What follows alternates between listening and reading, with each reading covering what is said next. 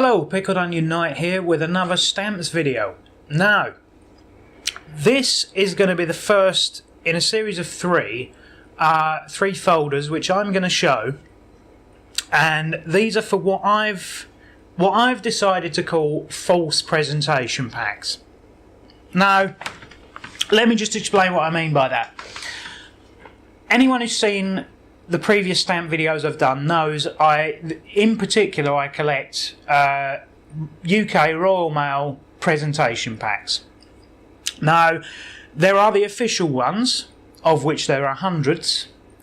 They are the unofficial ones, often called Post Office missed packs, of which there are 16, which I have shown before. And then there's the couple of hundred other stamps that never made it into presentation packs. Now, what I've done, and it's not only me that's done this, there's other people in the world I know that have done this, is that I have decided to term all of those as false presentation packs. What I've done basically is I've grouped them together as best I can in groups of either theme or type of stamp or date of issue or something like that. So basically, these are presentation packs of which I've got the raw materials together and sort of made myself. I haven't put any artwork or anything like that on them. They're just in the standard black plastic wallets that you would normally get presentation packs in. Now, some of these I've shown before. I showed them in one of the videos I did. I can't remember which one it was.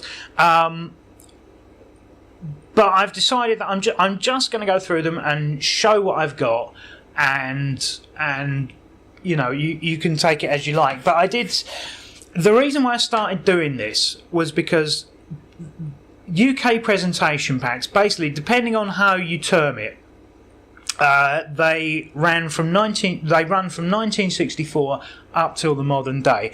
If you add in the Post Office missed ones, there are a couple that predate 1964. There are actually 6 that predate 1964. Although the 2 main ones that I have are the 2 Post Office missed ones, which are the Coronation and the Festival of Britain pack in 1951. But there are all these other stamps that obviously predate 1964. They predate 1937 because the first stamp was issued in 1840.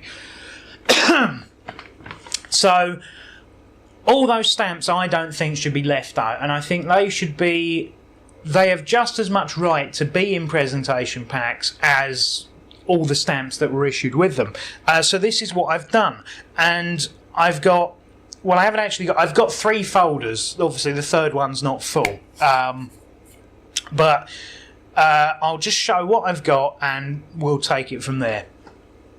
Right, so as usual, we start with the sheet of what's in it, or what's supposed to be in it, and I'm actually going to take this out and refer to it because I've got no information staring at me from the front here. So let me just show you what I've done.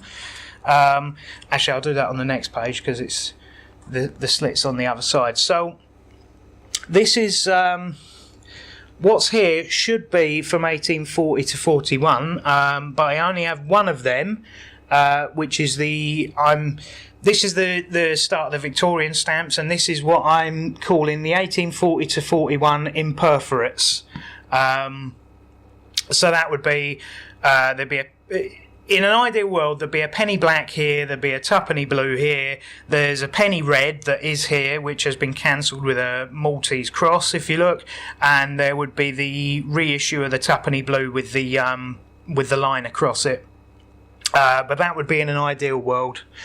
I don't have any of the embossed issues, which would be 1847 to 54. They're the high value stamps, and they're still very much high value now. And you don't come across them very often. And I don't have any of the 1854 perforated issues, although if I did they would be here.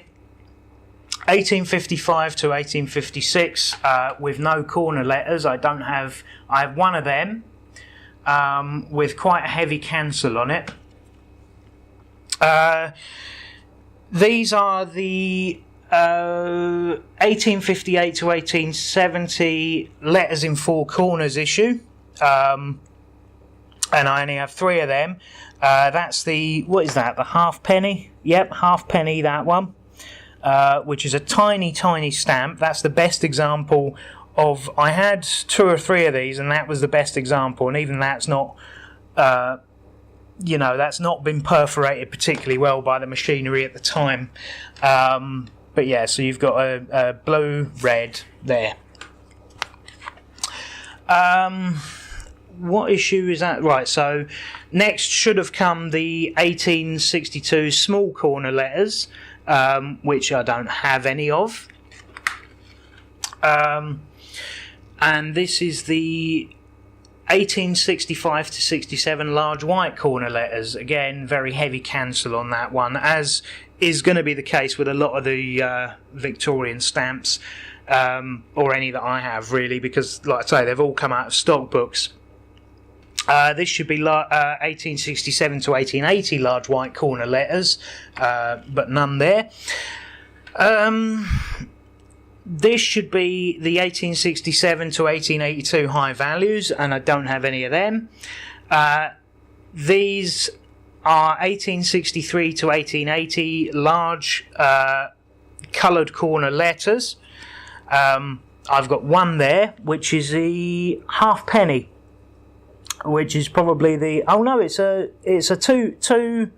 two and a half penny, sorry, which obviously must be a very common stamp, otherwise I probably wouldn't have it. This is the... which one is this? This would be the 1880 to 1881 definitives, which I am going to just pull out and show here. Because I'll show what I've done here. So this is just standard stamp card here with the little flap that would normally go to replace a presentation pack, and I've just made it up like a presentation pack. Interesting one here. This is two issues of the same stamp. You can see this is the 1 penny, and this is quite famous for having two reasonably common variations. So you've got a I think that one is the 14 dots in each corner variant, and that is the 16 dots in each corner variant. The 16 is more common than the 14, but the 14 is reasonably common. And here we have a 1 penny. But this is one to watch out for, because the difference... A dealer's difference in price between these two stamps is about £5. So pay careful attention to what you're actually buying. Although all of these Victorian ones did come out of stock books, I haven't specifically gone and bought any of them, apart from I think 1 or 2 of the Jubilee issues, because they were cheap. Anyway, so this should be the 1883 to 1884 lilacs and greens. As you can see, I've only got one there, and again, it's very heavy cancelled. This should be 1883 to 1891 high values. I don't have any of them, because again, the high values are still high value nowadays. Very difficult to get hold of.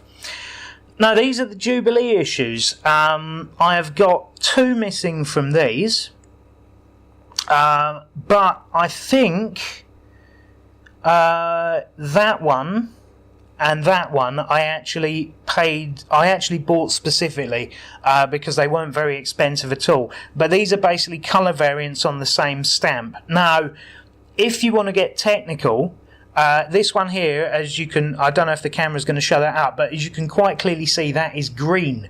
There's also a blue version of that, which is much, much harder to get, which isn't technically a separate issue. It was just there was 2 different types of ink used in the printing of this stamp, and this was originally blue and has turned green over time. The ones that stayed blue are much, much rarer because it was a slightly different ink that was used. So it's actually not a variant, it is more of a mistake. And this is the mistake because this was originally blue and has turned green. Which was a reissue of the orange one here. They're basically the same stamp, same design. This was issued in blue, has turned green. There is a variant as well. There is another version of this which is blue and has stayed blue due to a slightly better quality ink being used, but it's far rarer and far more expensive. So there you go, little bit of trivia for no good reason. So then we move on to the Edward the Edward the Seventh. Edward the Eighth? No, he doesn't have that many stamps. So I have all of the definitives, which are basically the same values as used in the Victorian Jubilee stamps, reissued with Edward the Seventh's head in place of Queen Victoria's, basically. So it's the same designs there. Yeah, nothing particularly interesting about these. There's also a high value set of none of which I have because they're, again, very, very expensive and I don't want to pay the money for them. So we move on to 1910. No, 1911 these were issued. So Edward VII died in 1910. So 1911 is when the first George V stamps were issued. And there are two. These look like they're the same set of stamps twice, but there are actually very clear variants on them. On this one, on the first issue, his beard is much darker on the green stamp than it is in the later issues. I don't know if the camera's doing this justice, but trust me on this, the beard is much darker on the first issue of the green stamp, which is the halfpenny stamp, and on the first issue of the 1 penny stamp, the lion is white in body, whereas if you look here on the second issue, this is a reissue of these stamps, the beard is much lighter than it is on the original stamp, and the lion here on the 1 penny stamp has been shaded in across his belly, so the lion is much redder on this stamp than he is here where he's pretty much white. It's all been sort of cross-hatched, shaded on the second issue. So then we have the profile issues.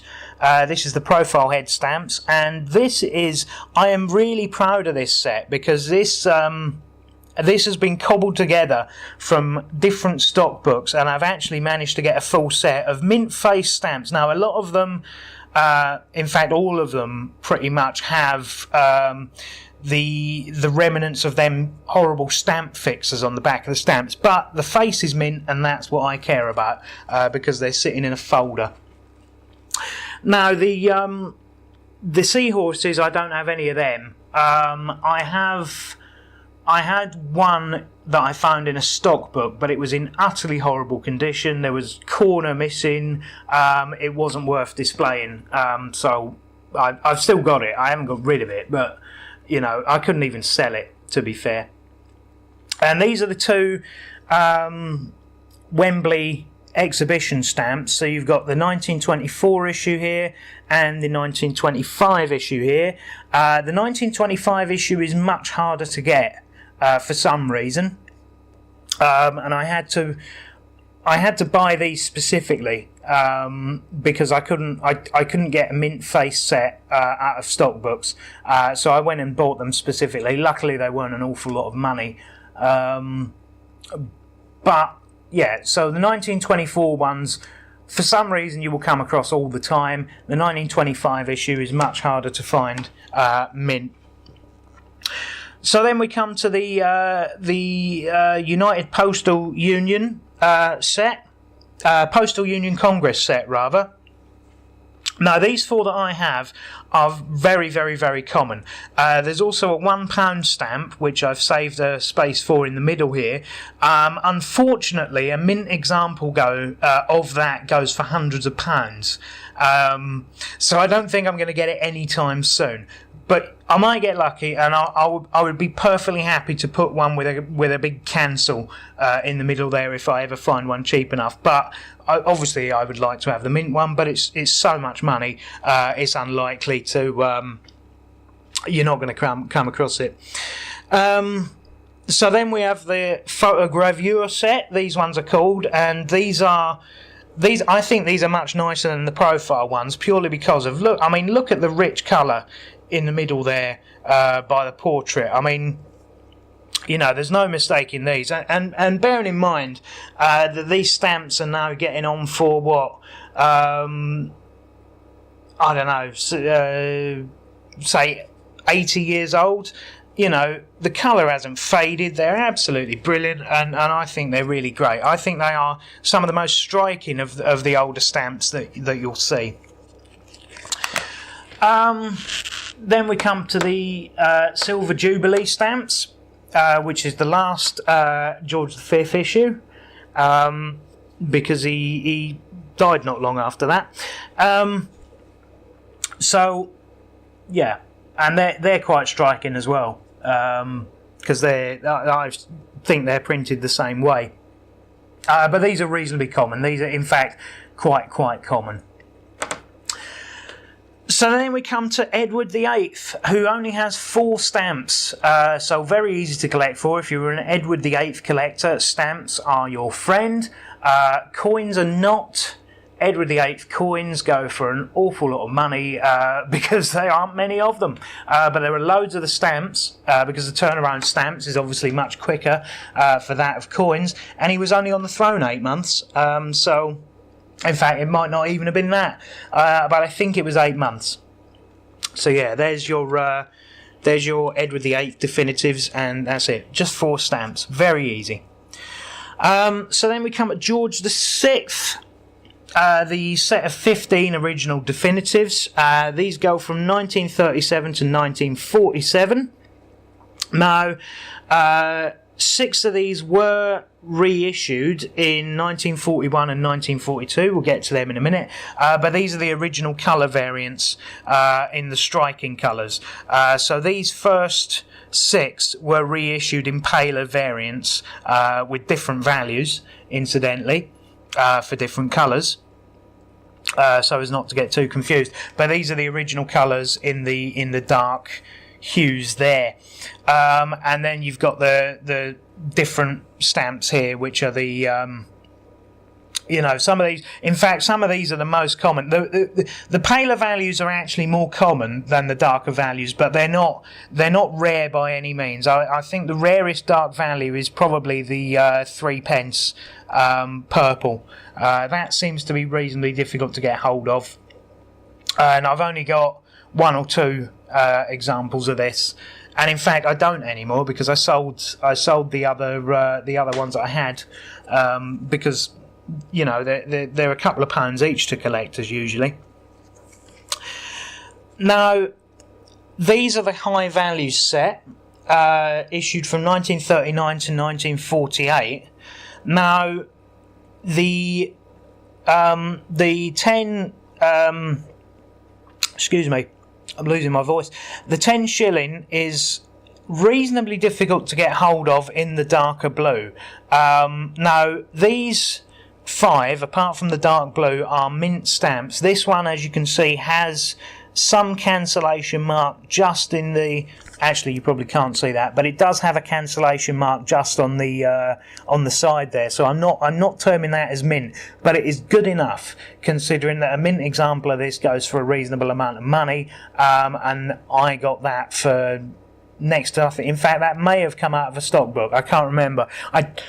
I don't think I bought it. I think I bought it in a job lot of stamps that wasn't a stock book, but I got it. Basically, I got it for a steal in that condition.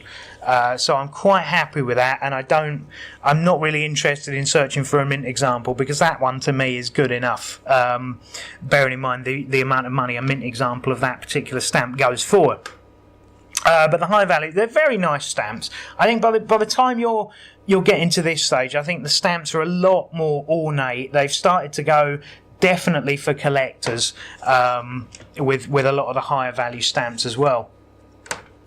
Now, this set here is the postage stamp centenary.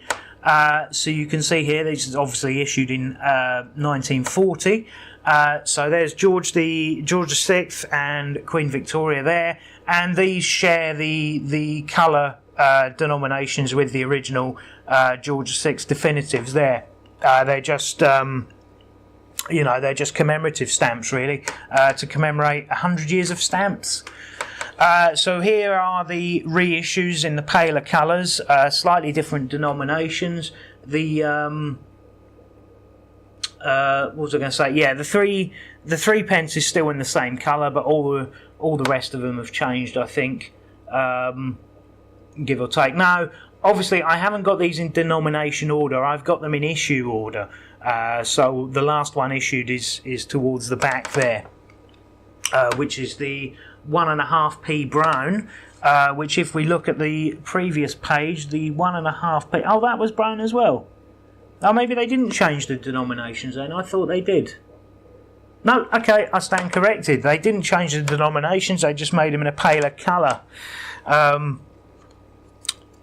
So these are actually, they were issued by the British Post Office, but these are actually Jersey stamps, and this is to celebrate the Channel Islands liberation, and that was in 1943.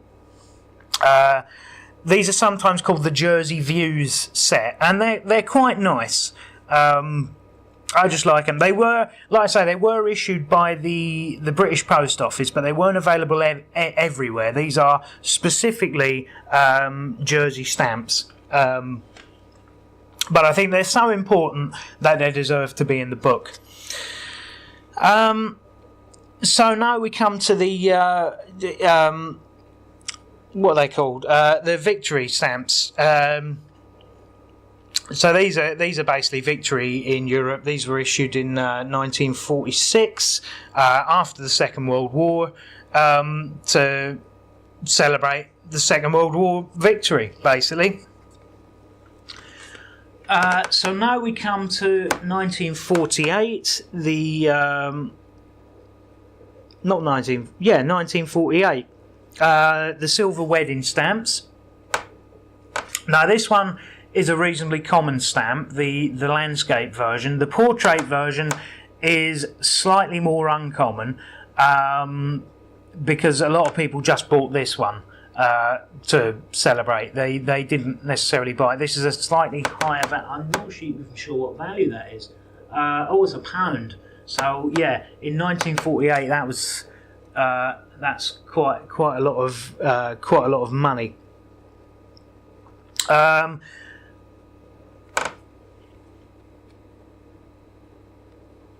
So actually, hang on. Why have I? That's not the Channel Islands Liberation. That's just the Jersey View set. This one's the Channel Islands Liberation. So that's also in 1948. So this is the liberation of the Channel Islands. Yeah, getting ahead of myself. Also because it's very late and I'm tired. So here we are, 1948 Olympic Games. So all the Olympic stuff there. Again, 1949, the Universal Postal Union. They've basically just used the same colours for the same values as the Olympic set. But don't get them confused. They are different sets. This is the value change set. So this is the colour change definitives. That's what was confusing me. These were issued from 1950 to 1951. And yeah, these are the colour change set. And as you can see, they've got rid of the 3 pence purple and replaced it with a 4 pence white, or pale blue, I suppose you might call that. So yeah, that's the change there. But all the values this time have actually changed. So then we come to the festival high values. These are the Festival of Britain high values, and that's 1951. So yeah, they're quite nice stamps as well. So you've got ship there, some kind of schooner, I suppose. I don't know. Cliffs, a horse, and then the Royal, what do you call it? Standard. So here we have the 1952 the Wildings definitives. Now these are all the Tudor Crown postmark, which is the original version, I'm pleased to say. Yeah, I think they all are anyway. I'm pretty sure I checked that and they all were. Incidentally, I might do a video in the future on how to check the watermark on a stamp without using lighter fluid and things like that, because I think they damage the stamp. I do have a way of doing that, which is slightly more convoluted, but it does work. And I'm pretty sure I've checked these, and they are all the Tudor Crown variant watermark. Not all in the same direction, but there you go. Next we have the... what is that one? That is the... I could check my list, actually. That is the coronation stamps. Of course they are. 1953. The coronation set. And these are reasonably easy to get hold of. All the stamps from this point on, most of them are really, really easy to get hold of. Elizabeth II stamps, you will find them in any stock book you buy, pretty much. That's all there will be. The definitives, not so much. They're slightly more difficult. But things like these, the commemorative stamps, and commemorating any event, they really are easy to get hold of. These are slightly more difficult, however, the high-value castles. Now, in an ideal world, I would want all these, the Waterloo print, which is the first issue in 1955, and I would have them all mint. But trying to do both those things is really, really difficult and expensive, so I've settled for what I've got at the moment. But this is one set that I would be looking to upgrade at some point in the future, when I get round to doing it. When I have the money, the time, the inclination to do it, I will. Now we have the, what is that? The Jubilee Jamboree. So that's basically scouting and things. So that's the Jubilee Jamboree set. Then there's the 46th Parliamentary Conference stamp, which is a 4p stamp, and it says it there, Parliamentary and Conference down the side there. It's quite difficult to see, and it does look an awful lot like the definitive stamp here. No, which one? Which one am I looking at? It looks like the definitive stamp here, which is also a 4p stamp, but it's not. It's the Parliamentary Conference one, which has got Parliamentary Conference written on it. So that should make it obvious. 1958 Commonwealth Games. Yeah, not as good as an Olympics, but it will do. Right, now we start to get into the regionals. So this is the Lilac 3p set, and this is from all the different regions. I'm having difficulty showing this now. So that's... what one's that one? Not sure. That's Wales, definitely. That's Scotland. So that must be Northern Ireland. That's the Isle of Man there with the three-legged thing. And one of these is Jersey, and one is Alderney, I think. I can't read that. But anyway, these are the different regional sets. And then more regional issues here. Now, like I say, not all of these were issued in every territory in Britain, but they were all issued by the Royal Mail. And at that time, all the stamps were issued from the same place. Nowadays, of course, the Channel Islands all have their own mail. They issue their own stamps, but these were all issued by the UK mainland Royal Mail at the time. They were just sold in different places, so that's where I make the distinction normally. And of course at this time as well, for some reason, the definitives, the Welsh definitives, that one there, were also sold in Monmouthshire.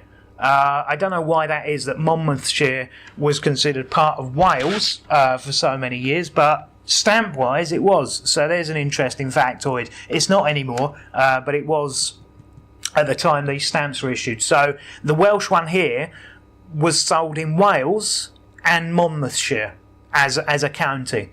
I don't know why, but it happens to be true. So you can go and research that, and if you can figure out why, you're a better man than I. So yeah, more definitives. This time we've got Scotland, we've got Wales, and we've got Northern Ireland with the hand look here, the hand of Northern Ireland. Don't know why it's a hand. I should look it up, probably. Anyway, banged on a bit. General Letter Office. So these are stamps commemorating that. And then we have the Europa Conference, which is Telecommunications Administrations. So there you go, that's that. Then we have the Savings Bank Centenary. And then to finish off this folder, the CEPT, whatever that is, I'm not entirely sure. But they issued stamps for it, so it must be vitally important to the nation at this point in 1961. So there we are. We've gone through, how many? 5 monarchs in one folder. That sounds like an interesting weekend. Okay, the end. So yeah, that was folder number 1 of the false presentation packs, and you know, I know there's not many Victorian issues there. What I should have done really is got my list out of what I needed, so I could have actually showed you what the stamps looked like, and rather than just showing you blank pages. But you know, it's bygones, I suppose. I might do that in the future. I don't know. So yeah, there's quite a lot there missing. I'm aware of that. Because the trouble with Victorian stamps in particular is that to get Victorian stamps nowadays, you don't really stumble across them by accident. You don't really stumble across them that often in stock books, because people know that Victorian stamps, most of them are worth money, especially in good condition. So generally, even when people are selling stock books they haven't looked at in years, all the Victorian ones have gone. The Edwardian ones are reasonably difficult to get, but there's not actually many of them, so that helps. I think there's only 15. Well, sorry, I mean Edward the Seventh. There's only 12 or 15 stamps, I think, all told. Maybe 16. I can't think off the top of my head. So yeah, they can be expensive, but there's not many of them. Whereas the Victorian ones, there's a lot of them, and most of them are reasonably difficult to get in good condition. So you don't often come across them, you know, in stock books and things like that, is basically what I'm saying. So that's why I've got a lot of blank spaces, because I don't want to pay the money that dealers are expecting to sell them for. So the only Victorian ones I've got are ones that I've found in stock books. I don't think I've bought any. I may have bought a couple of the Jubilee ones specifically because they were really cheap, but other than that I don't think I've specifically bought any Victorian stamps. They've all come out of stock books as they were. But yeah, some of the ones I've had to buy because you can't, you don't, again, some of the who am I thinking? The George VI ones are really easy to find. You come across them all the time in stock books.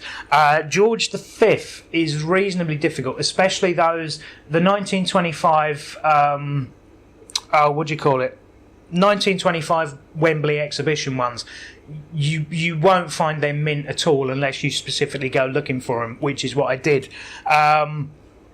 So yeah. that's basically it. There is another folder and a bit of these I'm going to do in a future video. It may be one video. It's likely to be 2 other videos actually. So yeah, questions, comments, all are welcome. If you're a person like me that is so I don't want to say anal, but if you've done something similar to this, then I would love to hear about it. Put it in the comments section, or Twitter me, or whatever. So that would be fun. It'd be nice to know that there are other nutters like me about.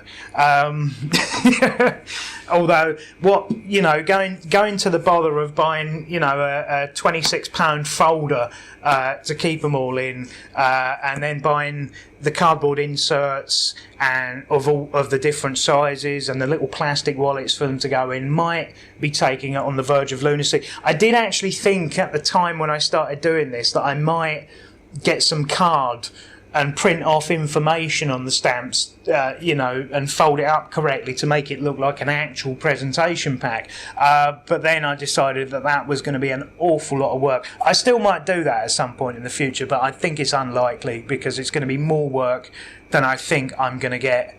I'll get less enjoyment out of it than I will, than the effort I will put in, I think, if I went to that step. But yeah, so, like I say, questions, comments are always welcome. Even if you think I'm a bit mad, you can say that, be nice. But yeah, that's it. So the end card's here now. So there's other videos here that you might like. There's a little subscribe button here, and yeah, so comments, Twitter, all the rest of it. And hopefully I'll see you in another video.